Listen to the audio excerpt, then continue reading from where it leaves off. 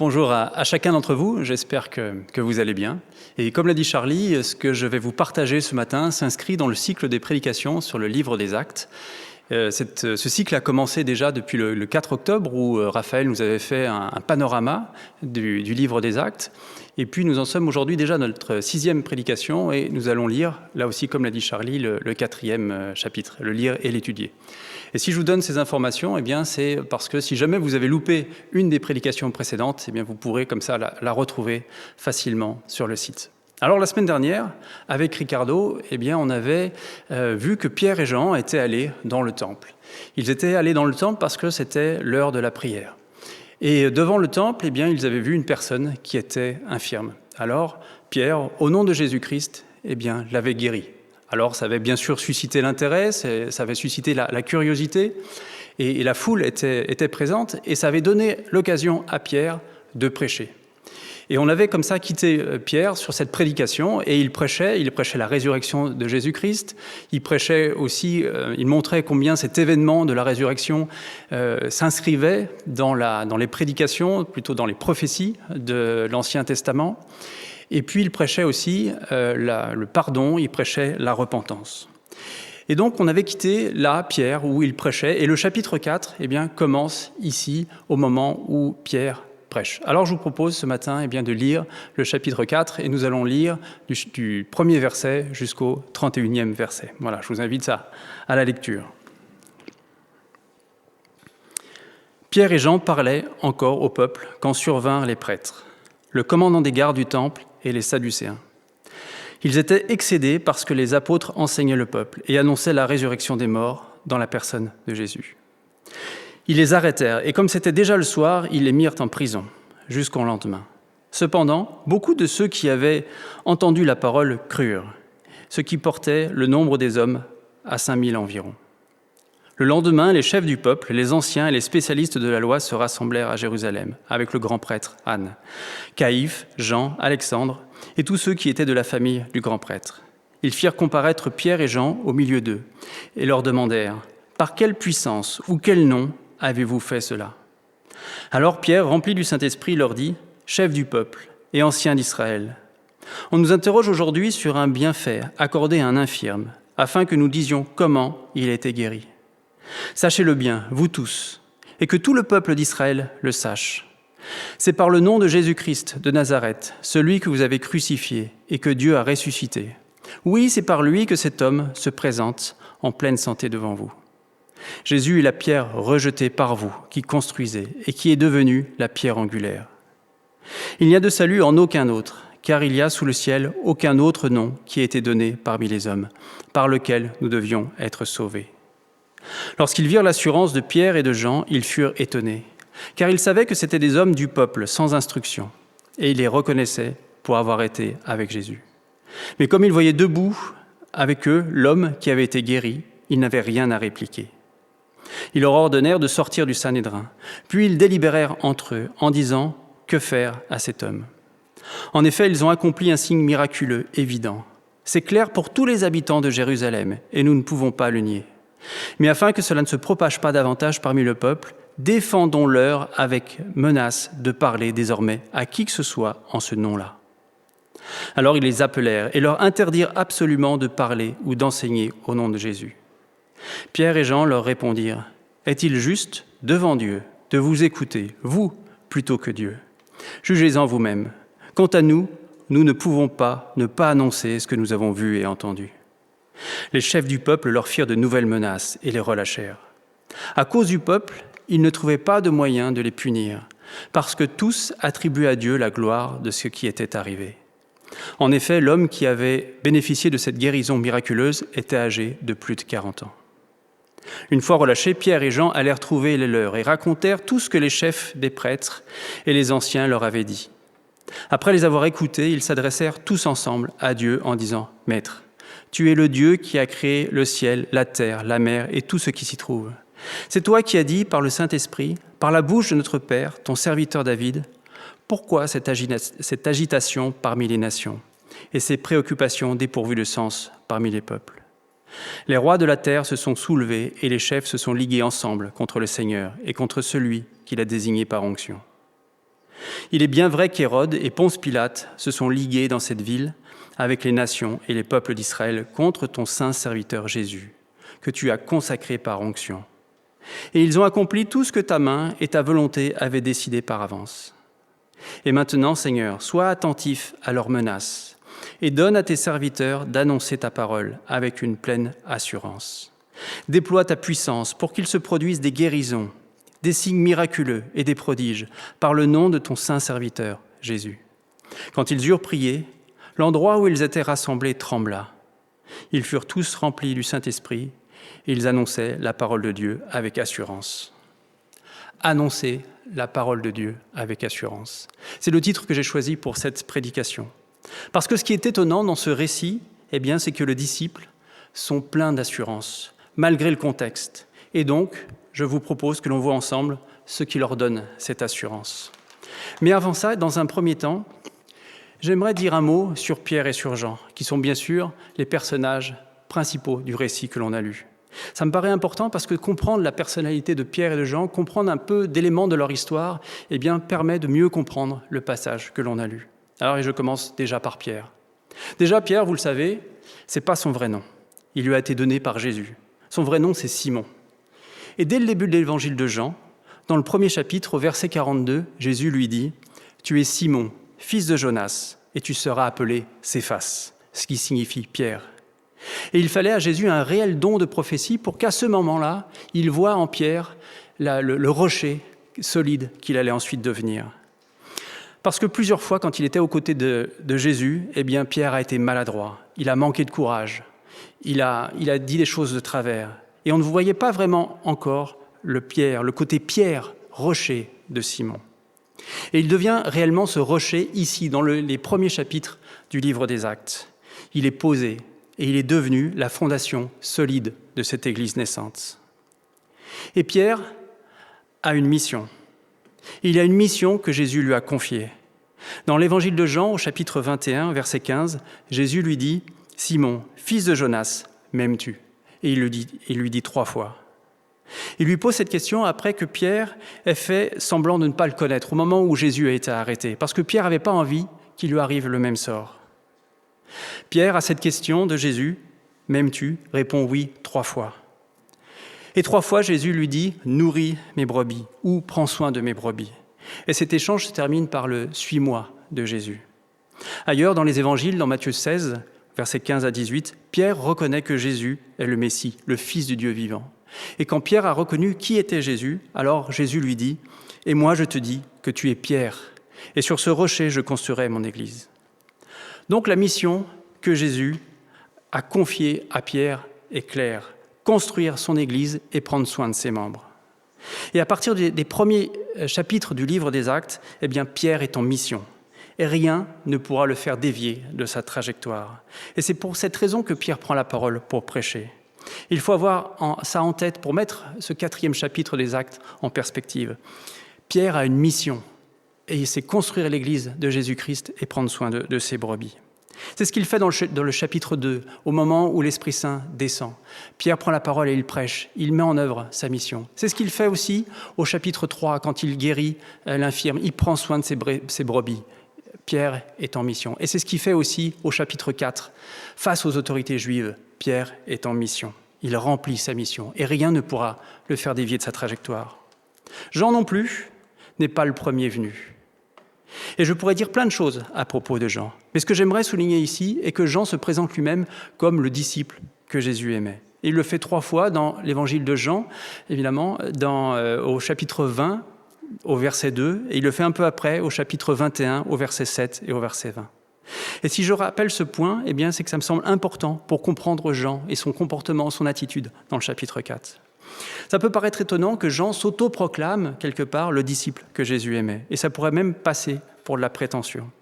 Et on pourrait même comprendre qu'il se voyait comme étant le disciple préféré de Jésus. Et en même temps, c'est vrai que Pierre, Jean et puis avec Jacques, ont passé beaucoup de temps avec Jésus. Ils ont fait plein de choses avec lui. On voit ça tout au long des évangiles. Mais ce n'est pas par prétention que Jean se définissait comme le disciple que Jésus aimait. Et une hypothèse que je vous propose est que le Seigneur aimait tous les disciples de la même manière, avec la même force. Mais tous n'avaient pas conscience de toute l'étendue de cet amour pour eux. Et Jean était particulièrement sensible à cet amour. Il était sensible à l'amour que Christ avait pour les personnes qui l'entouraient, et pour les apôtres en particulier. De tous les apôtres, c'est peut-être lui qui a expérimenté le plus profondément l'amour de Christ à son égard. Et donc c'est peut-être lui qui avait la relation avec Jésus la plus profonde. Pas parce qu'il était l'apôtre préféré de Jésus, mais parce qu'il avait compris tout l'amour que Jésus avait pour lui. Jean était le disciple que Jésus aimait, et Jésus était l'ami, le Dieu que Jean aimait. Et nous aussi, nous pourrions nous présenter dans les mêmes termes que Jean. Je suis le disciple que Jésus aime. Et il ne s'agit pas de préférence, mais de prise de conscience de la part de tous ceux qui ont pris conscience qu'ils sont aimés par Christ. En résumé, Pierre, c'est l'engagement dans l'action. Et son objectif est de mettre en œuvre la mission que Christ lui-même lui a donnée. Je l'ai déjà dit, construire son Église et puis prendre soin de ses brebis. Jean, lui, c'est la relation avec Jésus. Ça ne veut pas dire que Pierre n'avait pas de relation avec Jésus ou que Jean était seulement un contemplatif. Non, mais c'était des ministères qui étaient différents. Leur couleur était différente, leur rôle était différent, leur implication était différente. Mais leurs deux rôles étaient parfaitement complémentaires. Et Jésus a besoin de ces deux types de dons pour développer son Église. Et il me semble encore une fois que ce sont des éléments importants à avoir en tête pour bien comprendre ce chapitre 4 du livre des Actes. Alors après cette brève présentation de Pierre et de Jean, je vous propose de revenir plus précisément au passage que l'on a lu. Et quand on lit ce texte, il y a une question qui vient rapidement. Comment se fait-il que les disciples aient eu autant d'assurance ? Et l'assurance, cette assurance est une caractéristique que l'on retrouve chez Pierre et chez Jean, au point qu'ils étonnent même ceux qui les écoutent. Et on lit ça au verset 13, vous pouvez regarder avec moi. Lorsqu'ils virent l'assurance de Pierre et de Jean, et là il est question des autorités juives, ils furent étonnés, car ils savaient que c'étaient des hommes du peuple, sans instruction, et ils les reconnaissaient pour avoir été avec Jésus. Qu'est-ce qui s'est passé pour qu'ils témoignent de cette manière-là, avec autant d'assurance ? Et cela d'autant plus que le contexte, sincèrement, ne les aidait pas. Parce qu'ils ont vécu une situation qui pouvait vraiment les intimider. Ils ont devant eux la fine fleur des autorités juives, les prêtres, le commandant des gardes du temple et les Sadducéens. Et en plus, ces autorités-là, eh bien, elles sont en colère. Ils sont en colère parce qu'ils ont cru qu'en tuant Jésus, ils allaient enfin se débarrasser de cette nouvelle religion. Et là, ils constatent qu'avec les disciples de Jésus, eh bien, ça continue de plus belle. Ça continue avec les disciples. Ce n'est pas parce que Jésus est mort que cette religion s'arrête. Donc devant Pierre et Jean, il y a les prêtres, qui représentent bien sûr l'autorité de la religion juive. Il y a aussi le commandant de la garde du temple. Alors le temple disposait d'une garde, et le rôle de cette garde eh bien, était d'empêcher les non-juifs d'accéder au temple. C'est cette même garde qui a arrêté Jésus. C'est cette même garde qui a scellé la pierre sur le tombeau, enfin devant le tombeau. Et c'est cette même garde qui a gardé le tombeau. Et on lit ça dans Matthieu 27 au verset 65. Il y a aussi les Sadducéens. Alors les Sadducéens, eux, ce sont des Juifs qui ont une position dominante au tribunal des Juifs que l'on appelle le Sanhédrin. Leur doctrine, entre autres, était de rejeter la résurrection.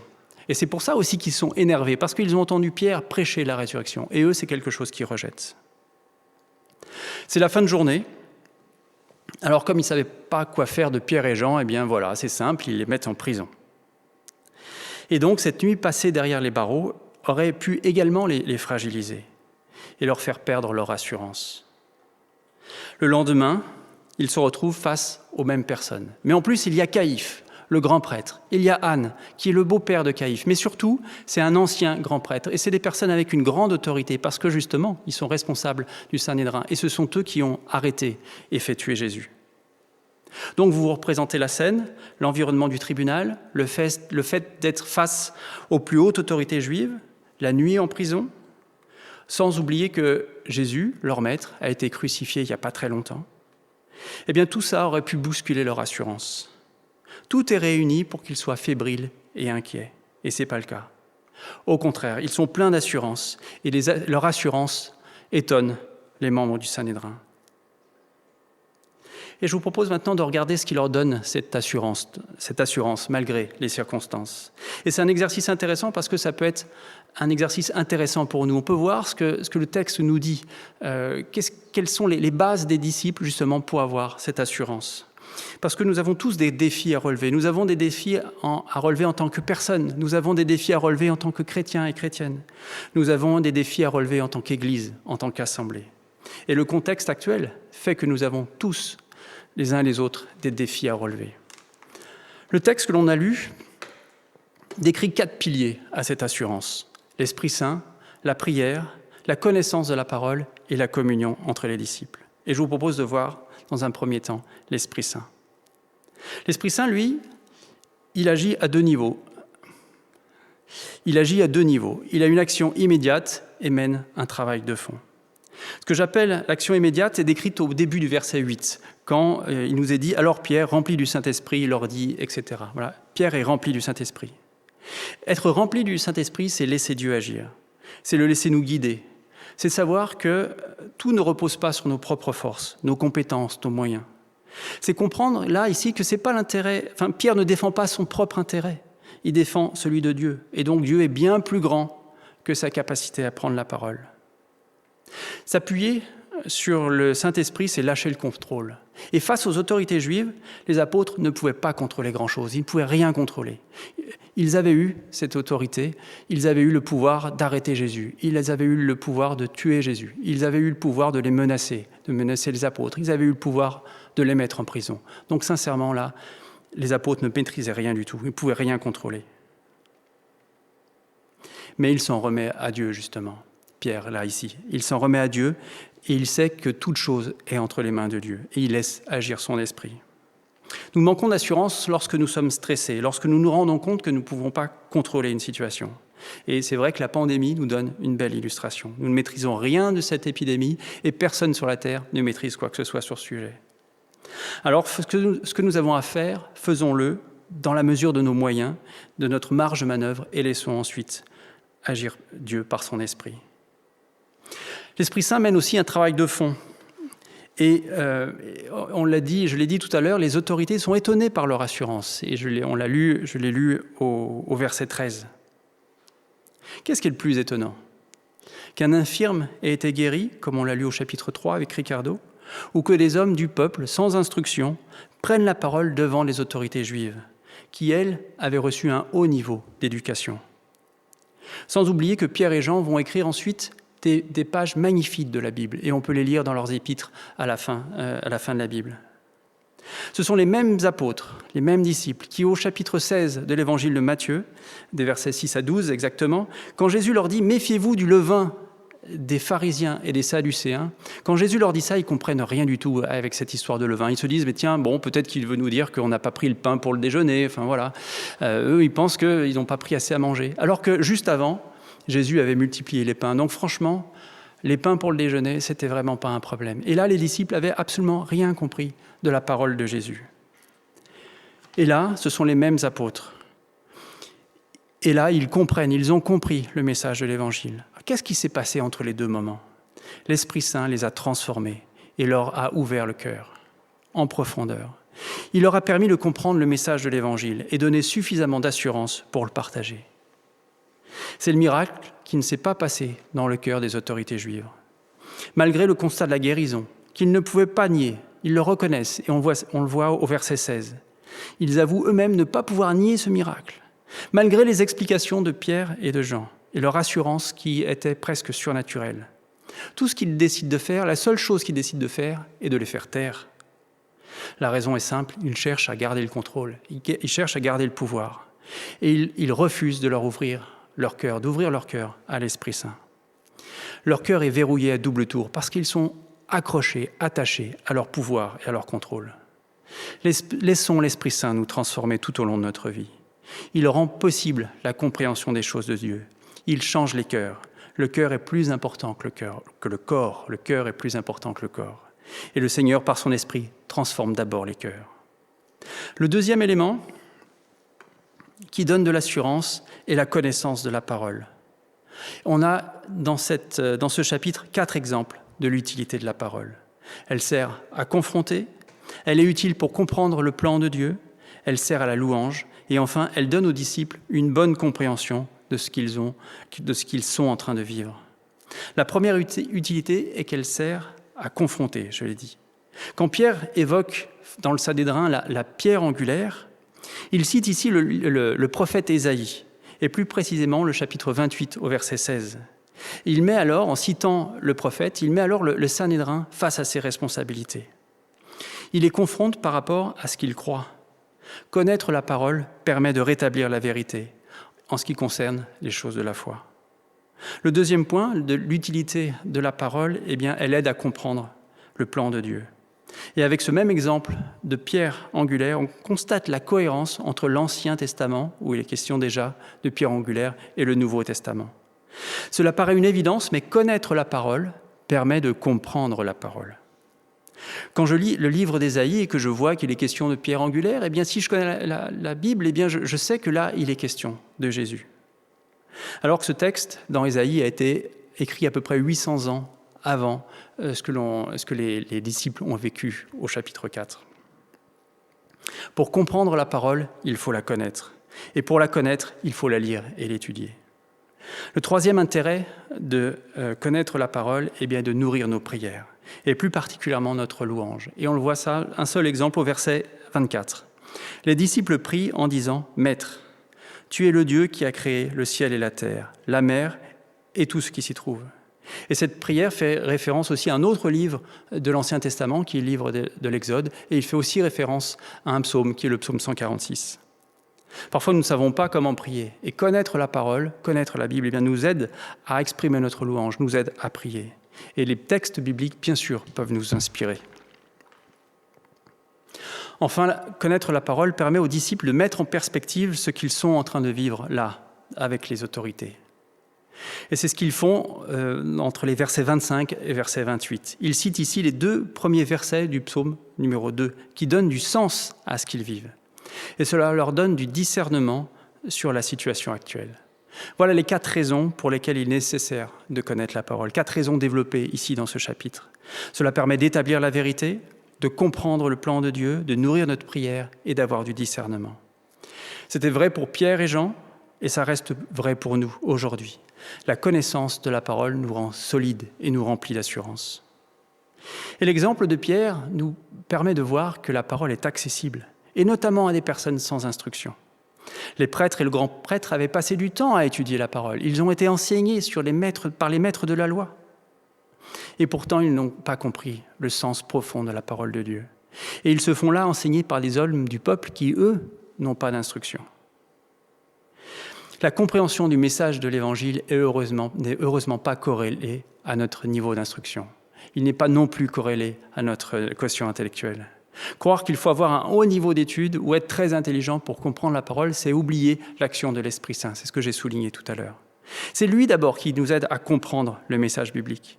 Sinon, les maîtres de la loi, les grands prêtres, auraient compris, eux, les paroles de Pierre et ils se seraient convertis. Vous voyez comment les deux, la connaissance de la parole et puis l'Esprit Saint, sont intimement imbriqués. L'un ne va pas sans l'autre, les deux sont nécessaires. Et je termine ce point par un verset.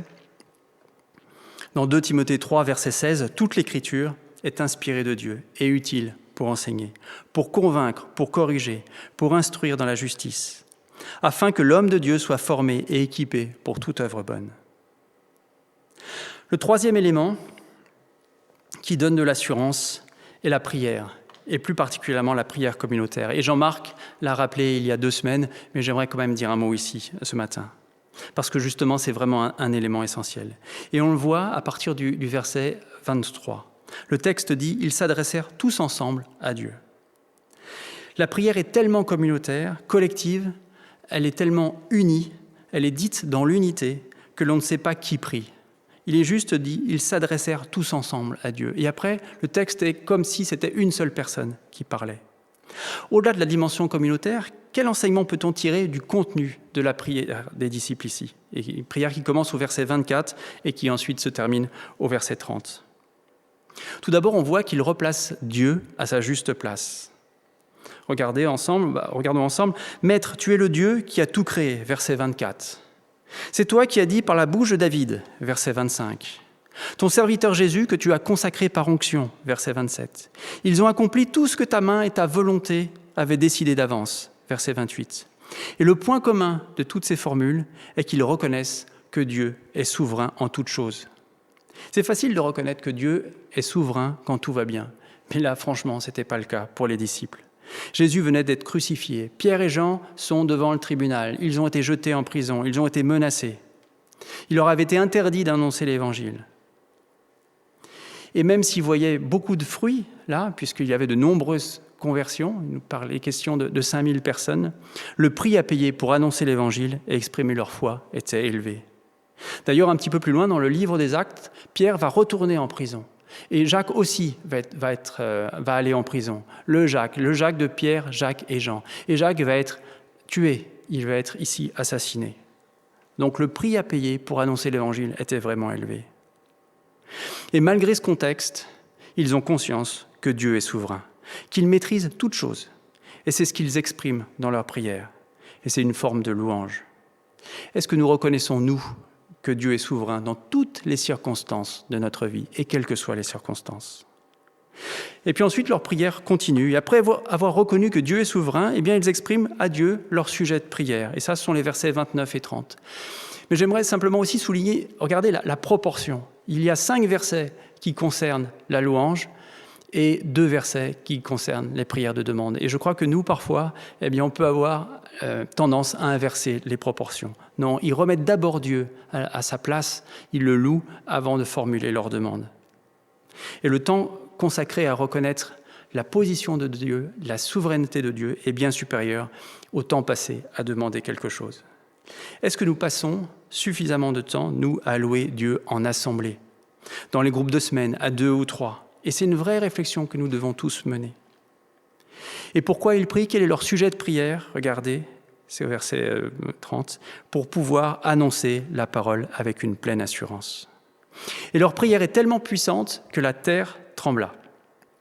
Mais surtout, la conséquence de cette prière est qu'ils furent remplis de l'Esprit Saint. Et ils annoncèrent la parole avec assurance. C'est le dernier mot, la dernière phrase du texte que l'on a lu. Et on y revient encore une fois à cette assurance. Le texte nous encourage à la prière communautaire. Et c'est un point sur lequel nous devons être particulièrement vigilants, et notamment en ce moment où le confinement nous éloigne. Et j'encourage chacun d'entre nous à avoir un lieu de prière communautaire. Et l'enjeu est important pour vous, bien sûr, pour nous, pour chacun d'entre nous, pour notre vie de foi, pour notre persévérance dans la foi, mais aussi pour faire vivre la dimension communautaire, ecclésiale au sens d'assemblée, là encore comme l'a rappelé Jean-Marc il y a 2 semaines. Car elle souffre aujourd'hui, cette dimension communautaire. Et c'est la responsabilité de chacun d'en prendre soin. Et pas seulement, évidemment, des responsables. C'est la responsabilité de chaque membre, de chaque personne, de prendre soin de cette dimension communautaire. Actuellement, la prière communautaire se fait souvent à travers un écran. Et c'est vrai que c'est frustrant pour beaucoup d'entre nous. Mais quand on regarde les contraintes qu'avaient les disciples dans les premiers chapitres du livre des Actes, on se dit que notre contrainte est malgré tout légère. On ne risque pas notre vie.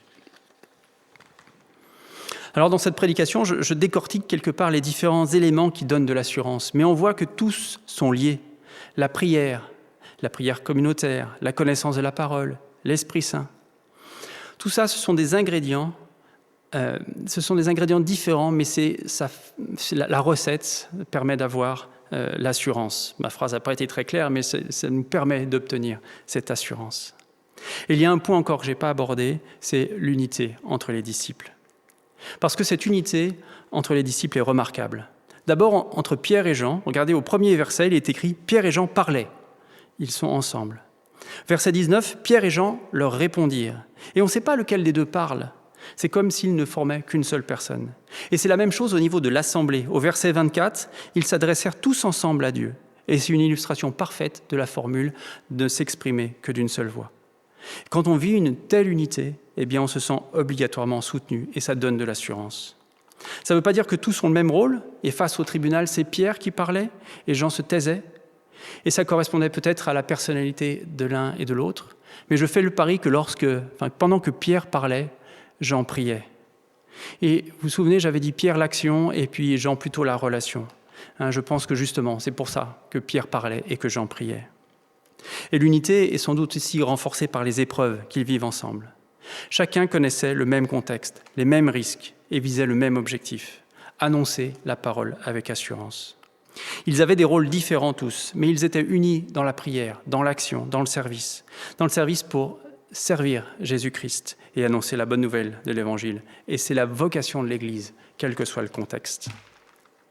Alors en conclusion, j'aimerais dire que j'ai bien conscience d'avoir dit des choses simples, qui ont été dites plein de fois déjà dans les prédications précédentes. Mais ce sont ces choses simples qui fondent le socle de notre foi. Comme Pierre, nous avons une mission. Comme Jean, soyons convaincus que nous sommes le disciple ou la disciple que Jésus aime. Et notre mission, c'est de servir et d'annoncer l'Évangile. Pour être des chrétiens debout, pour être des chrétiens remplis d'assurance, chacun d'entre nous a besoin d'Esprit Saint, d'être instruit et nourri de la parole, de passer du temps dans la prière en assemblée. Et on a besoin aussi d'unité et de soutien de nos frères et sœurs.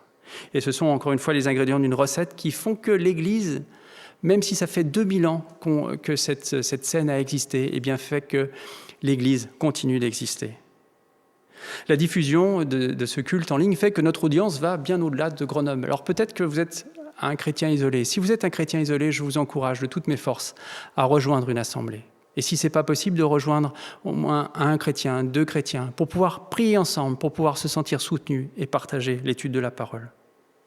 Si vous êtes membre d'une assemblée, et particulièrement si vous êtes membre de notre assemblée, eh bien que notre distanciation physique ne soit pas une distanciation communautaire, que notre distanciation physique ne soit pas une distanciation communautaire.